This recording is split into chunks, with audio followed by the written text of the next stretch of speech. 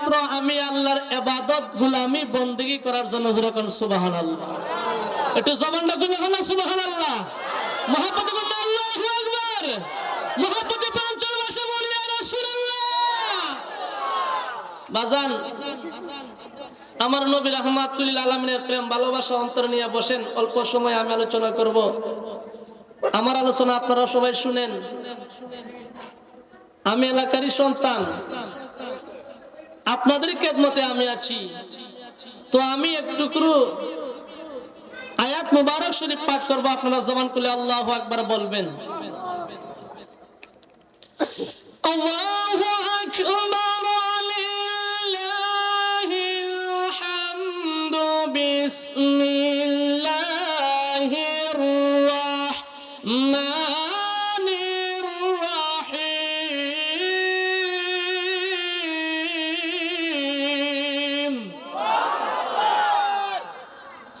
وقضى ربك ألا تعبدوا إلا إياه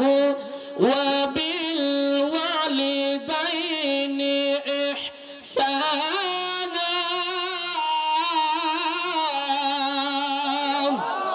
أردت محبة قلنا الله أكبر ঘোষণা করছেন কে আর একটু মহব্বতে গ্রহণ করছেন কে আমার আল্লাহ ডাক দিয়া কই বান্দারা রে আমি আল্লাহ তোমাদেরকে আদেশ করতেছি আমার আল্লাহ কই বান্দা আমি আল্লাহ মানব জাতি জিন ইনসানকে বানাইলাম একমাত্র আমি আল্লাহর ইবাদতের জন্য ওলাদিয়ার বন্ধু সুশীল সমাজ জ্ঞানী গুণী বাবারা গভীর মনোযোগ অন্তরে কান লাগায়া শুনুন ফরদানিসের মা বলে গো আমি গুনাহগার এলাকার সন্তান হিসেবে আপনাদেরকে বইলা দিয়া যাই গো মা জীবনে অনেক ওয়াজ শুনছেন কিন্তু আমল করি না ও যুবক আমার আল্লাহ মানব জাতিরে ফাটাইয়া কিসের জন্য পাঠাইছে আমরা তাও জানি এরপরে আমার আল্লাহ কই বান্দারে একমাত্র আমি আল্লাহর ইবাদতের জন্য পাঠাইছি তোমরা আমি আল্লাহর ইবাদত বندگی করবা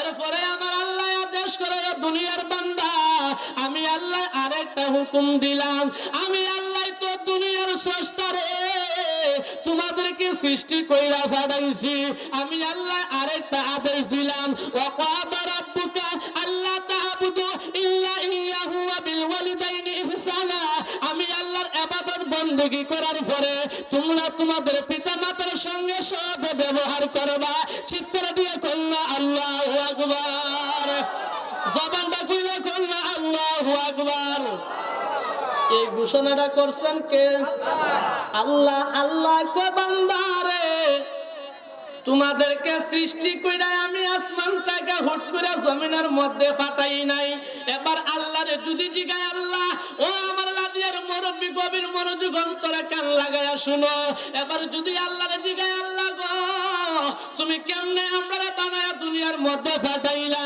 আমার আল্লাহ জবাব দিব বান্দারে আমি আল্লাহ যেমনি ভাবে আদম সফিউল্লাহরে ফাটাইলাম মা হাওয়া আলাইহিস সালাতু ওয়াস সালাম ফাটাইলাম তাদের জীবনের মধ্যে দাম্পত্য জীবনের মধ্যে আমি আল্লাহ ছেলে সন্তানও দিলাম মেয়ে সন্তানও দিলাম এইভাবে একাধারে আদম সফিউল্লাহ থেকে এই পর্যন্ত যত আওলাদ আছে সমস্ত আওলাদ হইল আদম সফিউল্লাহর আওলাদ জবানটা খুলে কোন ঠিক না বেড়ে যেমনি ভাবে আদম সফিউল্লাহ আদম হাওয়া আলাইহিস সালাতু ওয়াস সালাম একসঙ্গে মিলন করার পরে তাদের দাম্পত্য জীবনে আমি আওলাদ পাঠাইছি তেমনি ভাবে আমি আল্লাহ দুনিয়ার মধ্যে তোমাদেরকে পাঠাইয়া তোমাদের বাবারে বানাইছি তোমাদের মারে বানাইছি তোমাদের মা এবং বাবার মধ্যে আমি আল্লাহ দাম্পত্য জীবন ঘটাইয়া তুমি সন্তানরে এই ভূমিষ্ঠ করলাম পেটের ভিতর তাইকা ওলাদিয়ার বন্ধু শুইনা নাও আমরারে জন্ম দিয়েছে আমার বাবা আমরা আসছি আমাদের গর্ভধারিণী মায়ের পেট তাইকা শুনে কোন ঠিক কিনা সুশীল সমাজ যুবক বর্তমান সময়ে মার খেদমত করে না বাবার খেদমত করে না শরীরের মধ্যে বেশি শক্তি আছে রক্ত আছে আজকে যার মা নাই রে যার বাবা নাই ও সন্তান বুঝে মা হারা যন্ত্রণা, বাবা হারা যন্ত্রণা, জোরে কোন ঠিক কিনা? এর যুবক, আমার নবী রাহমাতুল লিল আলামিন হাদিস শরীফের মধ্যে ফরমান, ওরে উম্মতের দল, তোমার মা তোমার জন্য কেমন সম্পদ জানোনি? আমি নবী রাহমাতুল লিল আলামিন বইলা দিয়া গেলাম, তুমি মক্কায় গিয়া মদিনায় গিয়া হজ করা লাগতো না। 4 থেকে 5 লক্ষ টাকা 6 লক্ষ টাকা খরচা কইরা ও আজি সাত মক্কাতুল মুকাররমায় মদিনাতুল মুনওয়ারায় জায়গা গিয়া হজ করা লাগবে না রে। তোমরা যদি তোমার মায়ের দিকে মহাব্বতের সহিত একবার তাকাইতে পারো, আমি নবী রাহমাতুল লিল আলামিন বইলা দিয়ে দিলাম, ওই সন্তানের জন্য আমার আল্লাহ একটা মকবুল হজের সওয়াব তার আমল নামায় দান কইরা দিবে। আর জবান কইরা কইনা সুবহানাল্লাহ, চিৎকার দিয়ে কইনা ইয়া রাসূলুল্লাহ। এই মায়ের খেদমত, বাবার খেদমত করা দরকার আছে কি না? নাই? আরেকটু মহব্বতে কোন। আমার নবী বলতেছেন, ও দুনিয়ার উম্মতের দল, তোমাদের মায়ের পায়ের নিচে তুমি সন্তানের জন্য জান্নাত আমার আল্লাহ দান করে দিয়েছে। এবার আমরা জান্নাতের জন্য নামাজ পড়ি, রোজা রাখি, হজ করতে যাই, যাকাত দেই, আমার আল্লাহ কই কোনো কাজ হইবে না।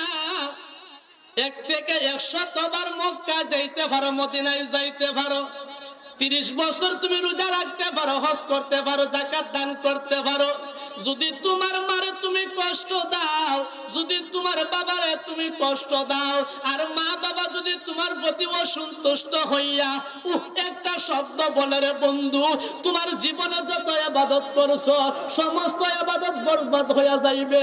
ওলা দিয়ার যুবক শুইনালো, একবার মা ডারে জিগায়া দেখ, মা গো মা, আমি যখন তোমার পেটটার ভিতরে 10 মাস 10 দিন ছিলাম গো মা, তুমি কেমন সহ্য করেছে? মাটা বলবে, পুত্রে পুত, আমি তোরে 10 মাস 10 দিন এই পেটটার ভিতরে রাখছি,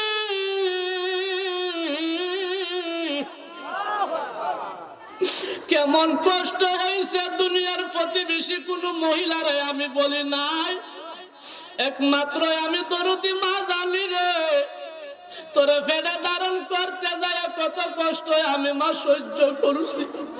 বাবাটারে একবারে জিগায়া দেখ, বাবা, আমি সন্তানটারে জন্মের পর থেকে আজকে 20 বছর পর্যন্ত আমারে বড় করে কত কষ্ট করছো। বাবাটা ডাক দিয়া কইবে, পুত্রে, তুই তো জানোস না রে পুত, যখন ঘরের মধ্যে কোনো খাবার ছিল না, আমার কাছে কোনো টাকা পয়সা ছিল না, আমি শুধু চাইছি সন্তান তোমারে কেমনে ভরণ পোষণ দেওয়া যায়, সন্তান তোমারে কেমনে খুশি রাখা যায়, সন্তান রে তোমারে কেমনে প্রতিষ্ঠিত করা যায়। একবার বাবা নামক বাবাটারে জিগায়া দেখবে, আব্বা, আমি সন্তানটারে লালন পালন করতে যাইয়া তুমি কতটুকু কষ্ট করছো। বাবারা ডাক দিয়ে কইব, পুত্রে, আমি এমন কষ্ট করছি দুনিয়া কোনো মানুষ জানে না, একমাত্র আমি জন্মদাতা পিতা, তুমি সন্তানের বেটা জাহানি। আল্লাহু আকবার। বর্তমান সমাজে কিছু কিছু সন্তান আছে, বাবাটারে কষ্ট দেয়, মাটারে কষ্ট দেয়। যুবক, একটা ঘটনার কথা মনে হয়ে গেল। একবার 5টা ভাই জিগায়া দেখলো, না মা, তুমি বাঙ্গা ঘরের মধ্যে কি দিয়া খাইতেছো, কি দিয়া রান্তেছো? বাইরে এই বুড়া বেড়ারা সাধ্য হয়েছে 6টা সন্তান একসাথে লালন পালন করতো। মাদার সাধ্য হয়েছে ছোট্ট একটা পেটের ভিতরে 5টা সন্তানেরা রাখতো, অথচ 5টা সন্তানের সাধ্য হইল না। বুড়া বেড়া আর বুড়া বেড়িরে 4টা ভাত খাওয়াইতো। বুড়া বেড়ে একজন সন্তান ছিল, আমার নবীজির একজন শ্রেষ্ঠ সাহাবী ছিলেন আলকামার। আল্লাহু আকবার। আমার নবীর একজন সাহাবী, তার নাম ছিল আলকামার। বন্ধু, আমাদের এলাকার মধ্যে দেখবেন কিছু কিছু মানুষ যখন মারা যায়, কয়েকদিন আগে সে মানুষটা স্বর্গাত পড়ে, এইরকম বাস্তব প্রমাণ আছে কিনা? নাই? আসেনি? আসেনি? আমাদের এলাকার মধ্যে দেখবেন কিছু কিছু মানুষ তেঁতুল তলায় পয়সা, বাজার হাটে পয়সা আলোচনা করে, খন্দকার বাড়ি, আব্দুর রহমান আর গাইতে পারে না, হাঁটতে দাঁড়াইতে পারে না, বসতে পারে না, কানে শুনে না, জবান দিয়ে কোনো কিছু বলতে পারে না। এক ফুটা পানিও চামচ দিয়া দিলে তার ভিতরে যায় না। কেন যায় না জাননি? আমার আল্লাহর নবী ফরমান, স্বর্গাতে রুগীটা যখন পইরা যায় 40 দিন পূর্বে তার মরণের পরোয়ানা জারি হয়ে যায়। লাদিয়ার যুবক, আমরা তো শরীরের গরমে, টাকার গরমে, রক্তের গরমে কিছু আমরা আন্দাজ করতে পারি না। ও যুবক, যেই মানুষটা স্বর্গাতে বলছে একবার জিগায়া দেখ ওই মানুষটার কত কষ্ট হয়। আলকামার আল্লাহর নবীর একজন সাহাবী ছিল, যখন স্বর্গাতে অবস্থায় পইরা গেল, আমার নবী রাহমাতুল লিল আলামিন হযরত বেলাল রাদিয়াল্লাহু তাআলা আনহুকে ডাক দিয়া বলেন, বেলাল রে, যাও আলকামারের বাড়িতে যাও, এই মুহূর্তে গিয়া দেখো আলকামারের কি অবস্থা। আল্লাহু আকবার কোন। বেলাল যাও যাও যাও, আলকামারের কি অবস্থা গিয়া দেখো। আলকামার তো মৃত্যুর সঙ্গে পাঞ্জা লড়তেছে। হযরতে বেলাল আল্লাহর নবী রাহমাতুল লিল আলামিনের কথা শুনে দৌড় মাইরা গেল আলকামারের বাড়িতে।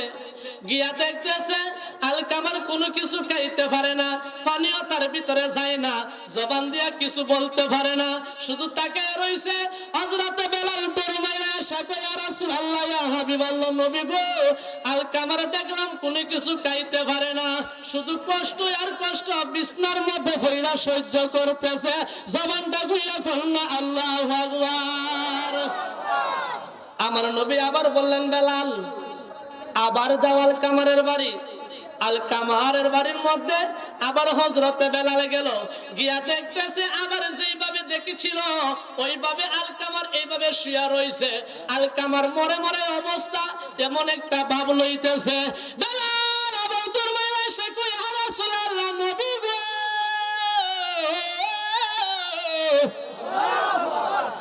আগের যেরকম দেখছিলাম আবার এই রকমই আলকামার আছে গো নবী।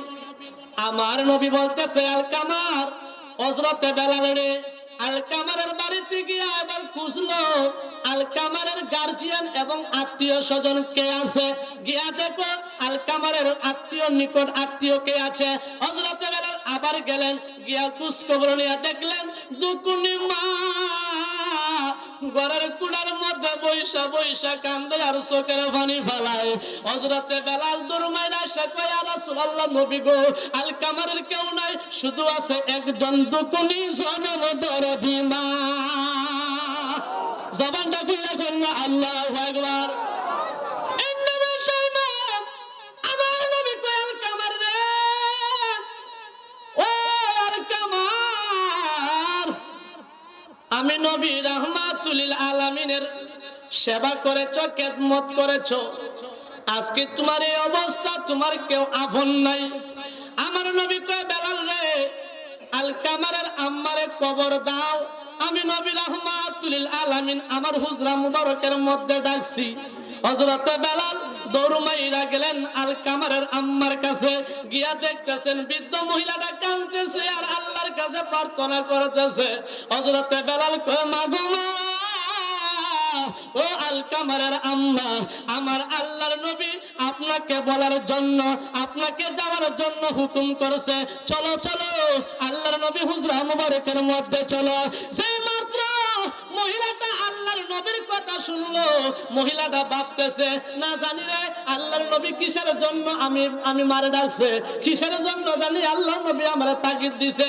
এই কথাটা শুই না বৃদ্ধ মাটা একটা লাঠি দিয়া বর দিয়া আল্লাহর নবীর কাছে আয়েশা কইতেছে, আসসালাতু আসসালামু আলাইকা ইয়া রাসূলুল্লাহ।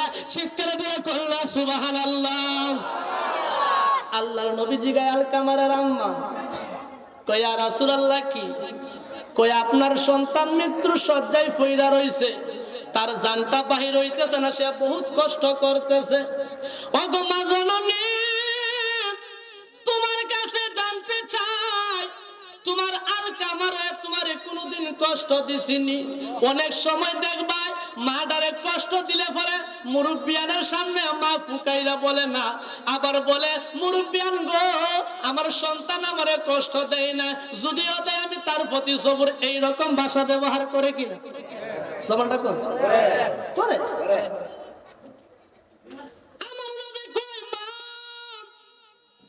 বুঝে শুনে উত্তর দিবা গো মা।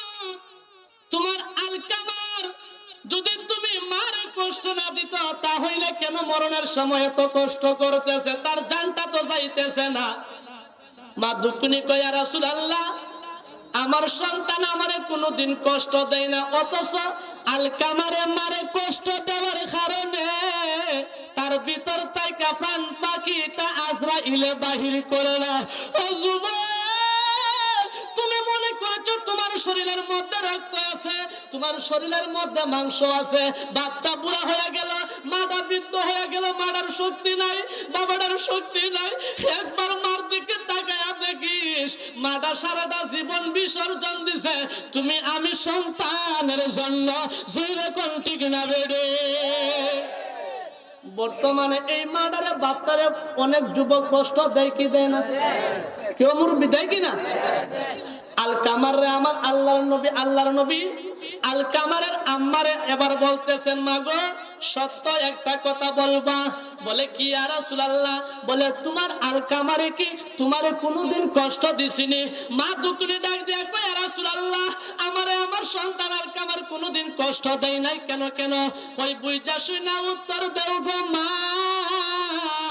যদি তোমারে কষ্ট দিয়া থাকে তাহলে তারে এই মুহূর্তে আগুনে ফইরা মারা হইবে, আগুনের মধ্যে ফালানো হইবে, জাহান্নামের মধ্যে চইলা যাইবে।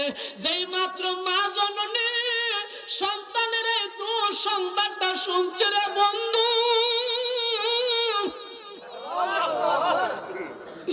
মা ডাক দিয়ে কয় ইয়া রাসূলুল্লাহ, নবী গো, আমার সন্তান আলকামার রে জাহান্নামের আগুনে দিও না।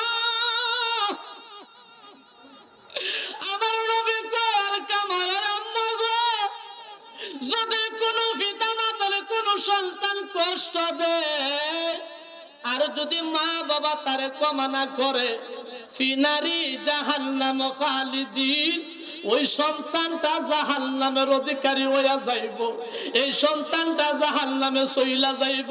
এবার তুমি মা যদি মাফ করো তোমার সন্তানটা জান্নাতি হইব, আর যদি মাফ না করো তোমার সন্তানটা জাহান্নামী হইয়া যাইব, জাহান্নামের আগুনের মধ্যে জ্বলব। ও যুবক, বাস্তবে প্রমাণ একটা লইয়া যাও, গ্রামের মধ্যে একটা দুকুনি মারে কইয়া দেখো, মা গো তোমার সন্তানরে তো লাদিয়া তেঁতুল তলার মধ্যে 10 জন মাসে তোমার সন্তানটারে ফুরাইয়া মারবো গো মা, তুমি যদি মাফ করে দাও কেউ ফুরাইতো না।